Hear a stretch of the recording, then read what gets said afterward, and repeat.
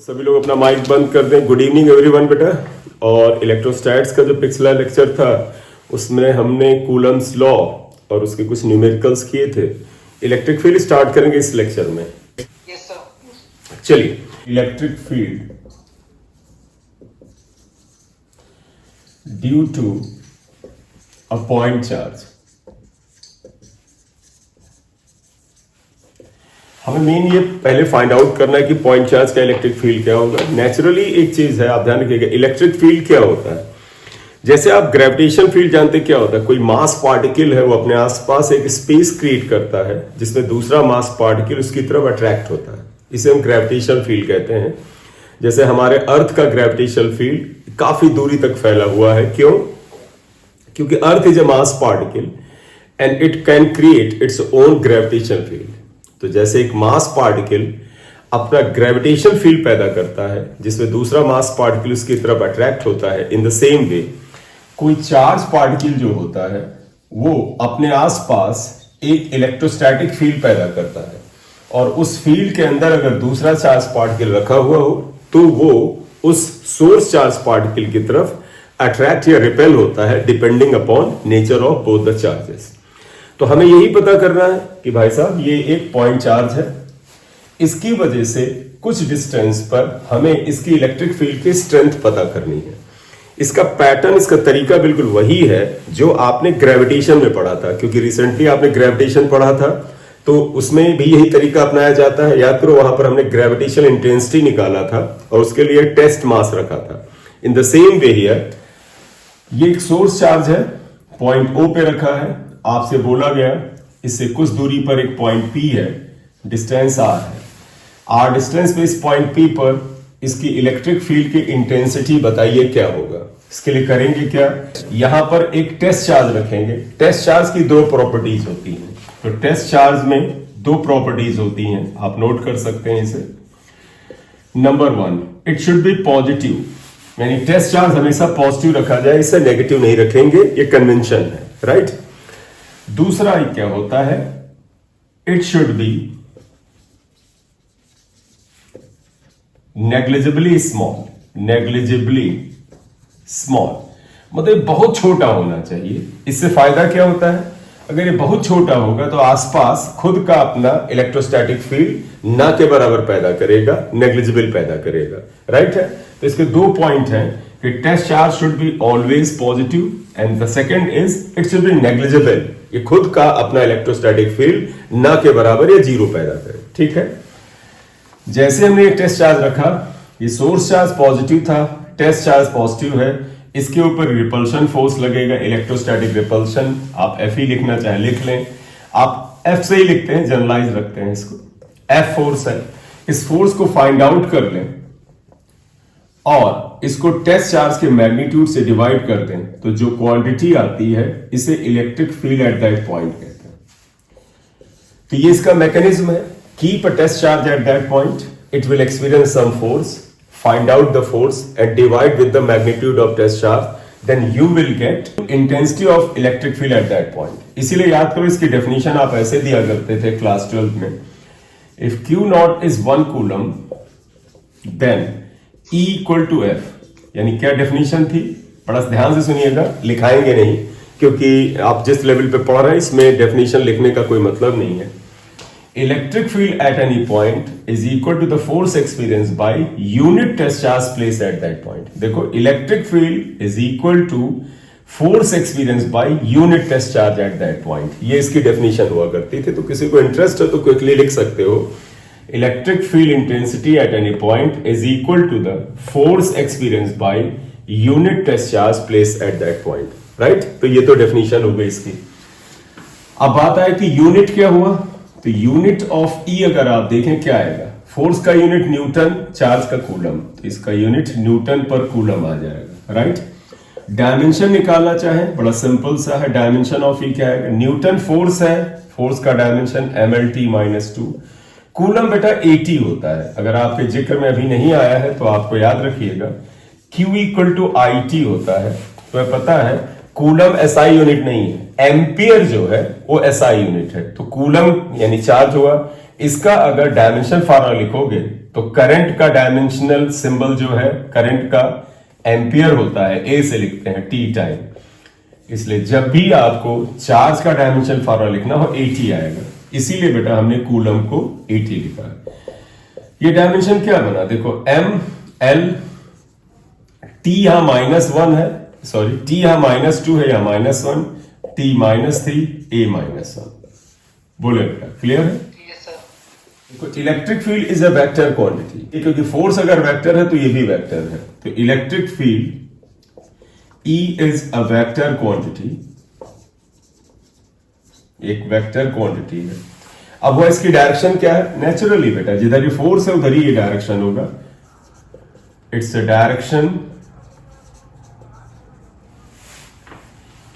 Direction is same as that of force F, right? Yes, sir. Yes, sir. ठीक, यहां देखिएगा force क्या होगा, force will be equal to 1/4 pi epsilon naught q q naught upon are square. ये वैल्यू उठा के यहां रख दें तो therefore E equal to, arrow हटा दीजिएगा क्योंकि सिर्फ न्यूमेरिकल वैल्यू लिख रहा हूं, F की वैल्यू आएगा 1/4 pi epsilon naught r square, q naught से ये डिवाइड होके कैंसिल होगा। तो देखिए बेटा electric field due to point charge का ये फार्मूला है 1/4 pi epsilon naught q upon are square. अगर ध्यान दें तो टेस्ट चार्ज यहां पर कैंसिल होके गायब हो गया। होना भी चाहिए था कि टेस्ट चार्ज को सिर्फ टेस्टिंग के लिए रखा था। तो आप फिर से ध्यान दें, टेस्ट चार्ज हमारे फाइनल आंसर में से कैंसिल होके गायब हो जा रहा है।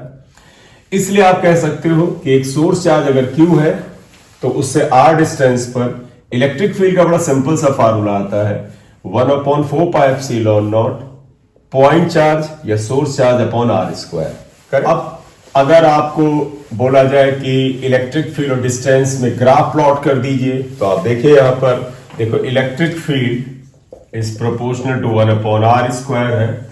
Graph is rectangular hyperbola, E is taken along y axis, R is taken along x axis।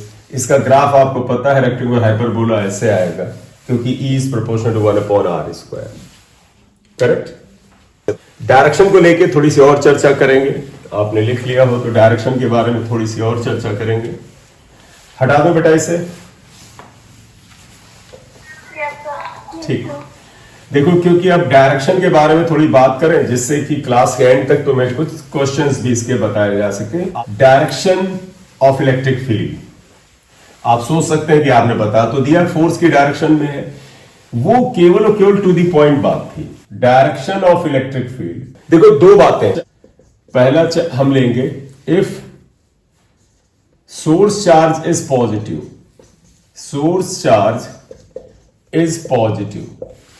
अगर सोर्स चार्ज पॉजिटिव है, जैसे ये लीजिए ये सोर्स चार्ज है, ये प्लस है, आपसे किसी पॉइंट पर बोला गया कि इस जगह पर इलेक्ट्रिक फील्ड बताइए पॉइंट पी पर, आप अलग आ जाइए। आपको लगे कि सर पॉइंट इधर दे दें, हाँ यहां ले लो। आपसे कहा जाए पॉइंट पी डैश है, यहां पर इलेक्ट्रिक फील्ड बताइए, या किसी और जगह बता दें, तो किसी सोर्स चार्ज की वजह से इलेक्ट्रिक फील्ड की डायरेक्शन को बड़ा ध्यान से सुन लेना। जो पहले कभी भी इसको नहीं ध्यान से पढ़े हैं वो लोग, सोर्स चार्ज अगर पॉजिटिव है तो किसी पॉइंट पर electric field away from source charge होता है। मतलब देखो ये सोर्स चार्ज है, इस जगह पे इलेक्ट्रिक फील्ड इससे अवे, मतलब इसी लाइन के अलोंग अवे ये होगा। अब तुमसे यहां कह दें, तुम कहोगे इस लाइन के अलोंग अवे ये होगा। लॉजिक बड़ा सिंपल सा है। लॉजिक जानते क्या है, हम यहां पर पॉजिटिव टेस्ट चार्ज रखते थे। इमेजिन करो यहां अगर हमने पॉजिटिव टेस्ट चार्ज रखा, अब तो मन में आए सर टेस्ट चार्ज नेगेटिव रख दे, तो अभी तुम्हें बताया कि टेस्ट चार्ज नेगेटिव नहीं हो सकता, वो पॉजिटिव ही होगा। तो पॉजिटिव टेस्ट चार्ज पर इस पॉजिटिव चार्ज की वजह से फोर्स अवे लगेगा, तो जिधर फोर्स होता है उधर ही इलेक्ट्रिक फील्ड होता है। इसलिए इतने झंझट को नहीं ध्यान रखना है, आप सिंपल से याद रखोगे source charge is positive, electric field at any point is away from positive charge. हाँ, लाइन जो ज्वाइन किया उसके अलोंग होगा। सेकेंड आइए, Excuse me, sir. हाँ बोलो बेटा।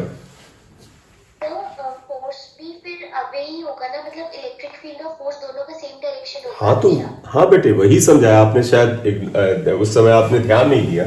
मैंने क्या कहा कि इस जगह आपने एक पॉजिटिव टेस्ट चार्ज रखा, बताओ इस पॉजिटिव चार्ज पर ये पॉजिटिव चार्ज फोर्स इधर ही तो लगा था,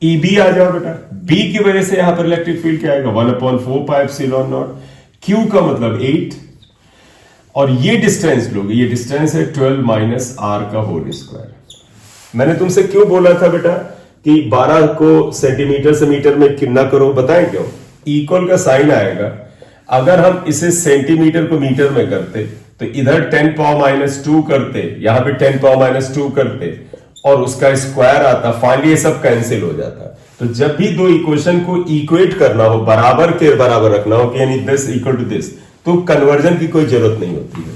जैसे यहां माइक्रो देखो, 2 माइक्रो कूलम था, आप यहां 10 पावर माइनस 6 रखते हो, यहां 10 पावर माइनस 6 रखते हो, तो अपने आप ही कैंसिल हो जाता। तो जब भी दो इक्वेशन को इक्वेट करना हो तो कन्वर्जन की इतनी जरूरत नहीं रहती है। करेक्ट बेटा?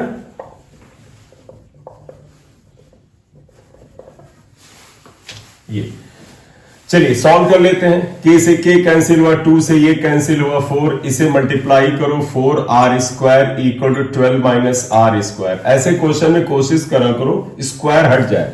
देखो 4r² को 2r का होल स्क्वायर 12 माइनस आर का होल स्क्वायर लिखो। देखो इधर स्क्वायर, तो अगली लाइन में आप क्या लिख लोगे, 2r equal to plus minus 12 minus r. जब भी स्क्वायर को हटाए आप स्क्वायर रूट करते हैं तो प्लस माइनस लिख लिया करो। अब इसके दो पार्ट कर लेना, 2r equal to plus 12 minus r and 2r equal to minus 12 minus r. दोनों को सॉल्व करना चाहिए।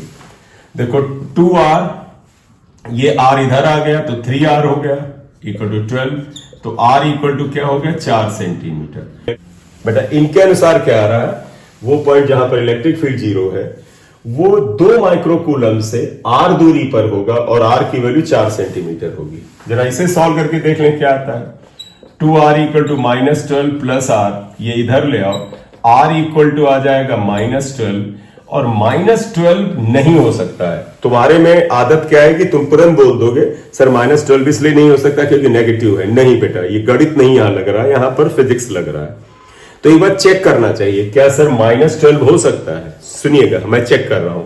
ये तो हो गया, ये तो होगा, ये नहीं होगा, चेक करते हैं। बताइएगा बेटा, हमने C की डिस्टेंस A से राइट साइड में R माना है। इसका मतलब जब R की वैल्यू प्लस आए तो इसका मतलब ये पॉइंट A से दाहिनी तरफ है। अगर ये माइनस आए तो इसका मतलब पॉइंट जो C है A से लेफ्ट में है। तो अगर ये रिजल्ट होता तो इसका मतलब ये पॉइंट C जो है वो इधर कहीं होता। देखो बेटा, इधर कहीं होता। मान ले C डैश से लिख लें। सभी लोग ये बात समझ गए? ठीक है, तो मैं इसको चेक कर रहा हूं। हाँ ठीक है, थैंक यू बेटा। मैं इसको चेक कर रहा हूं क्या ये सही है या गलत है। तो इसके लिए हमने क्या कहा, R को हमने A से राइट साइड में माना था R, तो जब प्लस वैल्यू आए इसका मतलब ये पॉइंट A से राइट में है। अगर माइनस आए तो इसका मतलब ये पॉइंट C A के लेफ्ट में होगा। हम माइनस 12 को चेक कर रहे हैं, इसका मतलब अगर ये पॉइंट C माइनस 12 दूरी पर है तो A से लेफ्ट में यहां कहीं होगा। इसको मैंने C डैश से डिनोट कर लिया। अब जरा चेक करिएगा, बताओ बेटा, अगर पॉइंट यहां पर हो तो इस पॉजिटिव चार्ज की वजह से इलेक्ट्रिक फील्ड अवे इधर आएगा EA। आपको पता है ना, पॉजिटिव चार्ज का इलेक्ट्रिक फील्ड अवे होता है। और ये जो पॉजिटिव चार्ज है +8, इसकी वजह से भी इलेक्ट्रिक फील्ड बेटा अवे आएगा EB।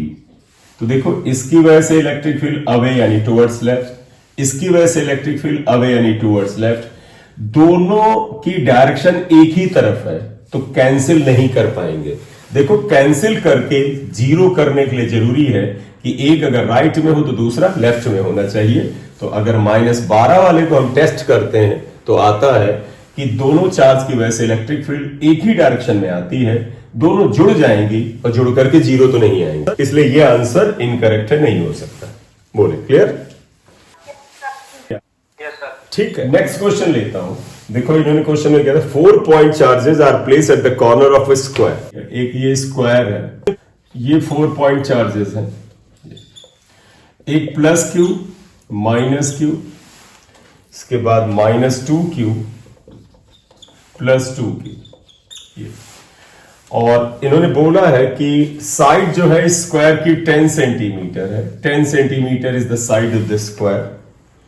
If Q equal to 1 microcoulomb, कहते हैं ये जो Q दे रखा है, Q डिनोट किया है, that is 1 microcoulomb, then find out electric field intensity at the centre of the square, right.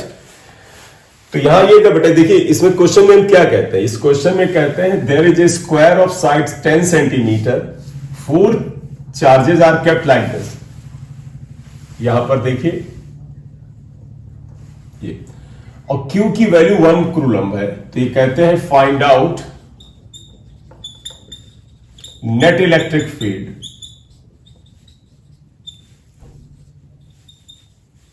Eight the centre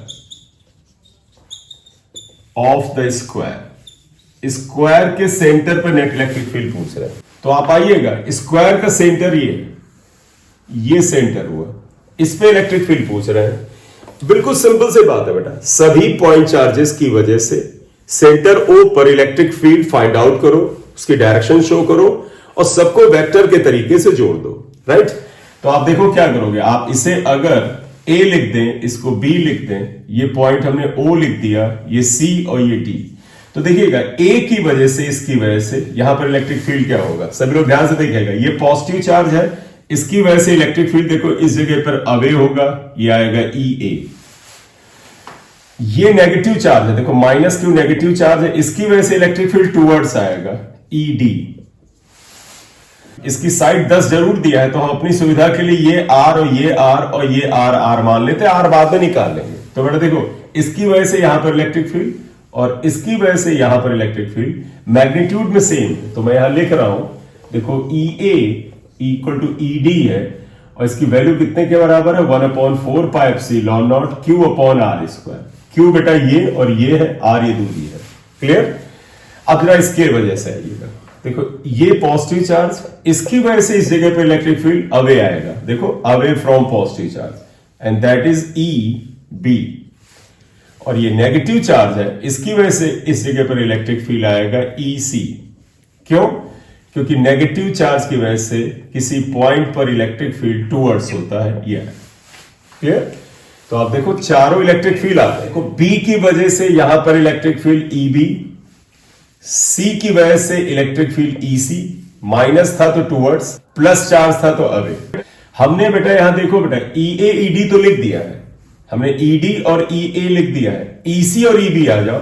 देखो B की वजह से प्लस 2Q चार्ज है R डिस्टेंस पर, तो आप देखें इलेक्ट्रिक फील्ड क्या आएगा, EB, इसकी वजह से यहां पर 1/4 pi epsilon 2Q upon R square, and that is also equal to EC। ये EC के बराबर भी होगा, क्योंकि ये भी चार्ज 2Q और डिस्टेंस कितने के बराबर है, R के बराबर है। तो ये वैल्यू आ गई सारे इलेक्ट्रिक फील्ड की, EA ED EB EC। अब आप इनका रिजल्ट निकालो, बड़े ध्यान से देखिएगा बेटा। देखो ये दोनों एक तरफ है और ये दोनों एक तरफ है, इनको जोड़ो। देखो बेटा EB और ED, देखो EB is 2Q upon R square और ED is Q upon R square, इन दोनों का रिजल्टेंट ले रहे हैं। तो बताइएगा resultant of ED and EB, अगर मैं इसे E1 मान लूं तो तुम कहोगे सर दोनों को जोड़ दीजिए। सिंपली क्यों जोड़ देंगे बेटा, दोनों सेम डायरेक्शन में, तो ये हो जाएगा K Q upon R square plus K 2Q upon R square. तो आप देखें तो K 3Q upon R square आ जाएगा, बोले बेटा। यहाँ पर जो नेगेटिव चार्ज है इसका साइन लेके नहीं चलेंगे फॉर्मूले में। बेटे बड़ा ध्यान से, तुमने अच्छा क्वेश्चन पूछ लिया। अगर हमने ये बता दिया कि नेगेटिव चार्ज का इलेक्ट्रिक फील्ड उसकी तरफ है टूवर्ड्स, बस हो गया। तो ध्यान रखना, अब माइनस साइन का रूल खत्म, माइनस ने बता दिया कि डायरेक्शन क्या है। देखो माइनस ने बता दिया कि इस जगह पर C पॉइंट का इलेक्ट्रिक फील्ड इसकी तरफ है, अब माइनस चार्ज बिल्कुल नहीं लिखा जाएगा, ठीक है बेटा, ठीक है। तो देखिए बेटा मैं फिर से बताऊं, देखो EB और ED एक ही तरफ थे, मैंने इनका रिजल्टेंट लिया, जोड़ दिया, रिजल्टेंट ये आ गया। इसी तरह देखो EA और EC भी जोड़ दो, resultant of EA and EC, अगर हम इसे E2 से लिख लें, सिंपली जोड़ दीजिएगा EA प्लस EC। EA है K Q upon R square, EC है K 2Q upon R square, simple वही आंसर आया K 3Q upon R square, ये E2 हो गया। अब मैं इसकी डायरेक्शन जरा फाइनली लिख रहा हूं, जरा देखिएगा सभी लोग ध्यान से। क्या E1 इन दोनों का टोटल आया तो E1 की डायरेक्शन बेटा इधर होगी, आप इसे E1 मान लो। EA और EC की डायरेक्शन देखो, EA और EC की डायरेक्शन E2 बेटा इधर आएगा। आप आगे बढ़ा के दिखा दें, मान लें EC ये दिखा दें, E2 ये आ गया। देखो दो वेक्टर E1 और E2 हमें पता चल गए, एक ये इधर जा रहा है, एक ये इधर जा रहा है। स्क्वायर में तुम्हें पता है ये एंगल जो होता है 90 के बराबर होता है, EB इधर लिख लो, ये 90 के बराबर होता है। तो देखो बेटा ये दोनों वेक्टर मैग्नीट्यूड में सेम है और डायरेक्शन एक ही है। गौर से देखो E2 की वैल्यू और E1 की वैल्यू सेम है, यहां चाहे लिख दो E1। Therefore net electric field eight O, अगर आप E से लिखना चाहें तो क्या आ जाएगा बेटा, E2 और E1 और E2 90 डिग्री पे हैं। मैं पता दो वेक्टर 90 पे तो उनका रिजल्टेंट क्या होता है, under root a square plus b square, तो that would be equal to E1 square plus E2 square. आप इसे ऐसे लिखते हैं बेटा, देखो E2 को E1 लिख सकते हैं, तो आप लिख सकते हो E1 square plus E1 square. क्यों? क्योंकि दोनों बराबर है। तो ये बेटा E1 रूट 2 आएगा और E1 की वैल्यू क्या है, K 3Q upon R square root 2। बेटा यही नेट इलेक्ट्रिक फील्ड आएगा।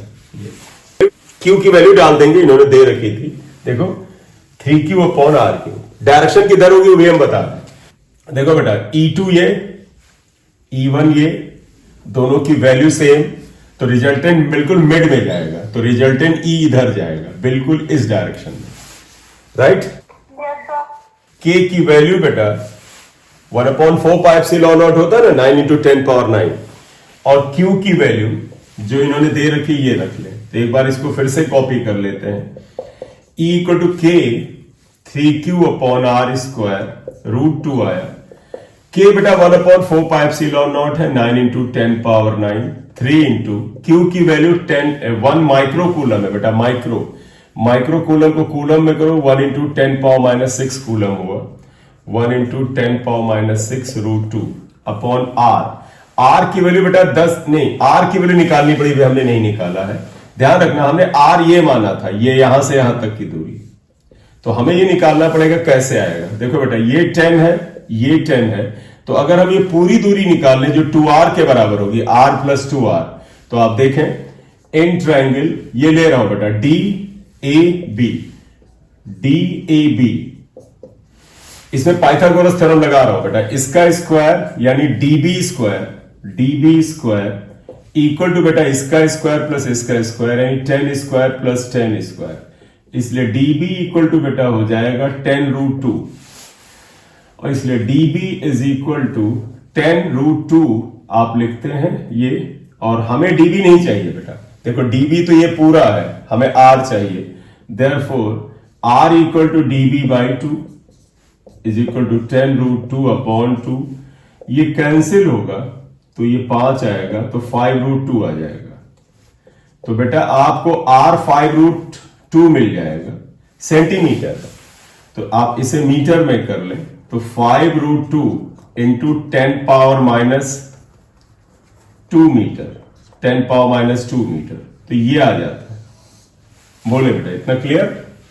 आप ये वैल्यू रखें R की, तो देखो क्या आएगा, 5 रूट 2 इंटू 10 पावर -2 का स्क्वायर, जो सिंप्लीफाई हो सके आप करें, देखो 9 3 जा 27 इंटू 10 पावर 3 है, -6 10 पावर, देखो 9 3 जा 27, 10 पावर 9 10 पावर -6 10 पावर 3 आएगा रूट 2, इसका स्क्वायर करेंगे तो देखो 25 हो जाएगा, यहां से रूट 2 50 इंटू 10 पावर -4।